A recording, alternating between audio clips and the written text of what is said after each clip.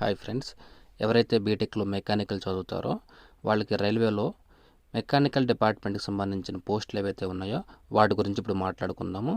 అందులో CNW design and workshop, diesel mechanical, power, production unit, RMD, electrical డిపార్ట్మెంట్లో కూడా mechanical వాళ్ళు అప్లై చేసుకునే అవకాశం ఉంది.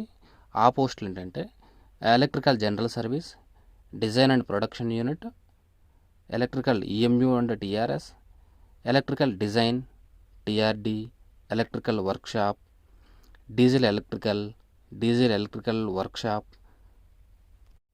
అలాగే ట్రాక్ మిషన్ జేఈ, దాంతోపాటు డిఎంఎస్ పోస్ట్. సో ఈ పోస్టుల యొక్క వర్క్ ప్రొఫైల్ అనేది మీకు క్లియర్గా తెలిస్తే ఆటోమేటిక్గా మీరు ప్రయారిటీ అనేది ఈజీగా ఇవ్వచ్చు. కాబట్టి ఈ ప్రయారిటీ గురించి అలాగే వర్క్ ప్రొఫైల్ గురించి మనం మాట్లాడుకుందాం.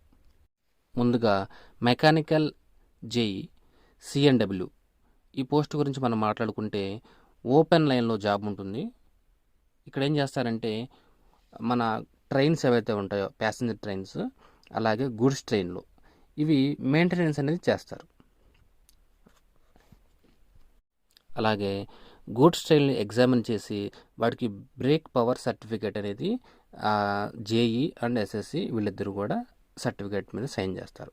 అలాగే ట్రైన్ పాసింగ్, ఇక్కడ ఏంటంటే మనం చూస్తూ ఉంటాం స్టేషన్లో ట్రైన్కి వాటరింగ్ చేయటం అలాగే క్లీన్ చేయటం, ఇవి కూడా జేఈ మెకానికల్ సిఎన్డబ్ల్యూ అండర్లోనే ఉంటుంది. అలాగే సిక్ లైన్ అని ఒకటి ఉంటుంది. ఎప్పుడైతే కోచెస్కి కొన్ని ప్రాబ్లం వచ్చినప్పుడు ఆ సిక్ లైన్లో తీసుకెళ్ళి అక్కడ రిపేర్ చేసి మరలా పంపించడం జరుగుతుంది. ఇందులో డ్యూటీ వచ్చేసరికి 3 షిఫ్ట్ ఉంటుంది, అలాగే వీక్లీ రెస్ట్ ఉంటుంది. ఇది జేఈ మెకానికల్ సిఎన్డబ్ల్యూ గురించి.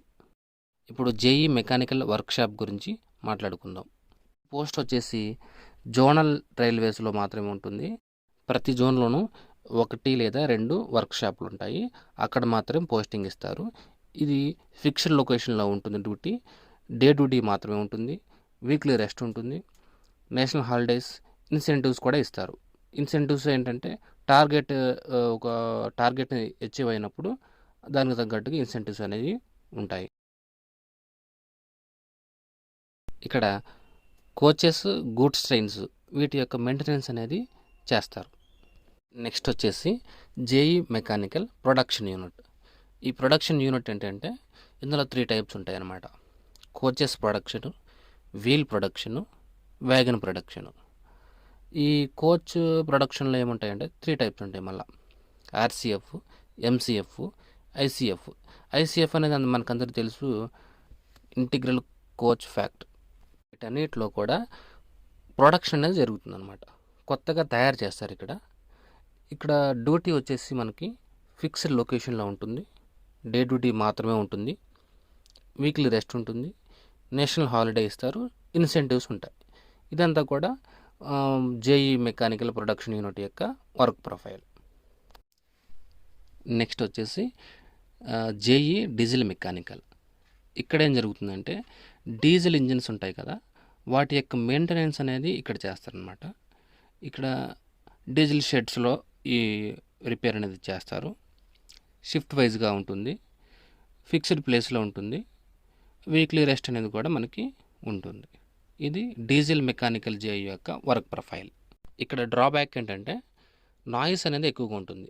డీజిల్ ఇంజిన్ ఉంటుంది కాబట్టి నాయిస్ అనేది ఎక్కువగా ఉంటుంది. నెక్స్ట్ వచ్చేసి జేఈ మెకానికల్ పవర్. ఇక్కడ ఏం జరుగుతుందంటే మెయింటెనెన్స్ ఆఫ్ 140 టన్ క్రెయిన్. ఇక్కడ క్రెయిన్ అనేది ఉంటుంది. ఎప్పుడైనా మనకి ట్రైన్స్ డెరైల్ అయినప్పుడు, యాక్సిడెంట్ అయినప్పుడు ఈ క్రెయిన్ అనేది అవసరం అవుతుంది. సో వాటికి మెయింటెనెన్స్ అనేది జేఈ, ఎస్ఎస్సి, పవర్ చూసుకుంటారు. ఇమ్మీడియట్గా ఎక్కడైనా సరే జరిగినప్పుడు డెరైల్మెంటు వెంటనే వెళ్ళాల్సిన అవసరం ఉంటుంది. కాబట్టి మనం ఏదైనా లీవ్ తీసుకోవాలన్నా మన హయ్యర్ అఫీషియల్స్ ఎవరైతే ఉంటారో వాళ్ళు పర్మిషన్ ఇస్తే తప్ప మనం అక్కడ నుంచి వెళ్ళటానికి లేదు. ఎందుకంటే ఇప్పుడు ఏం జరుగుతుందనేది ఎవరికి తెలియదు. కాబట్టి ఈ పోస్ట్ అయితే కొంచెం అలర్ట్గా ఉండాలన్నమాట. ఎందుకంటే తక్కువ టైంలో మనకు ఎక్కడైతే యాక్సిడెంట్ జరుగుతుందో ఆ స్పాట్కి మనం వెళ్ళాలి. ఇది జేఈ మెకానికల్ పవర్ యొక్క డ్యూటీ. నెక్స్ట్ వచ్చేసి JE mechanical design and drawing. ఈ పోస్ట్ అనేది డిఆర్ఎం ఆఫీస్లో ఇస్తారు. ఇక్కడ కూడా ఫిక్స్డ్ లొకేషన్ ఉంటుంది, డే డ్యూటీయే ఉంటుంది, వీక్లీ రెస్ట్ ఉంటుంది, నేషనల్ హాలిడేసు, సిటీలోనే మనకి జాబ్ అనేది ఉంటుంది.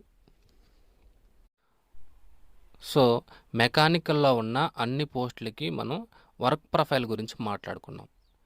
నెక్స్ట్ వచ్చేసి ఎలక్ట్రికల్ డిపార్ట్మెంట్లో కూడా కొన్ని పోస్టులు మెకానికల్ వాళ్ళు కూడా అప్లై చేసుకోవచ్చు.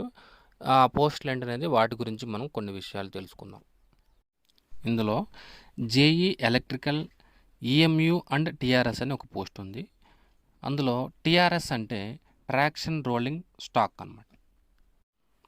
ఇందులో ఏం చేస్తారంటే ఇంజిన్ మెయింటెనెన్స్ అనేది చేస్తారు.